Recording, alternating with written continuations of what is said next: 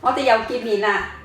我哋今日都係用幾分鐘時間嚟做運動，希望大家建立一個每日做運動嘅習慣。好啦，事不宜遲，我哋而家就開始啦。拉長個身，收腹，頭同身體都要拉直嘅，然後就向側邊彎落去。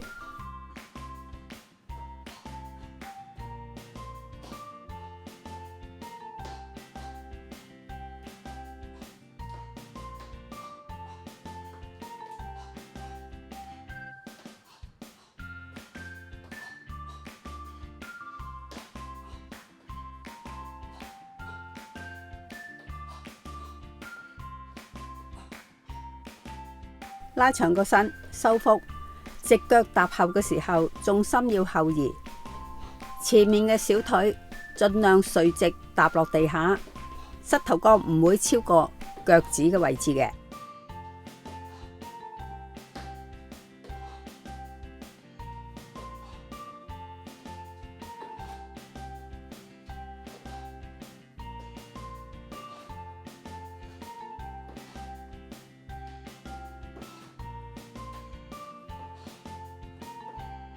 先收腹，重心腳企穩，直腳伸出去，勾腳趾，腳踭好似拮住地下咁，伸展大腿後邊嘅肌肉，然後打開雙手望天花，將心口打開，背脊收緊。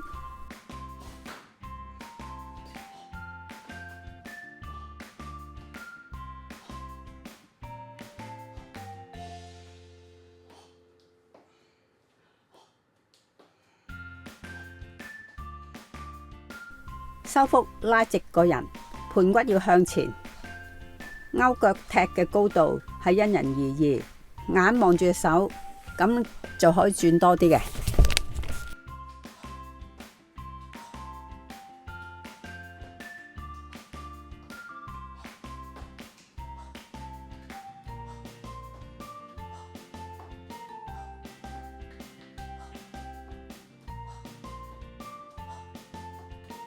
收腹，手臂貼住個身，然後用力揸拳頭向側邊轉，咁樣轉法呢，一嚟手臂後邊可以收緊，同時個腰亦都可以轉多啲嘅。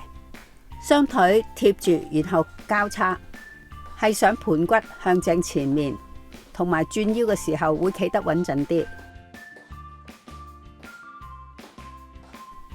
雙臂要遞到膊頭咁高，同埋前臂向前接嘅時候要用力揸拳頭，咁樣可以令手臂肌肉更加收得緊啲。提腿嘅時候，如果做到90度，亦都可以令收腹效果更加顯著嘅。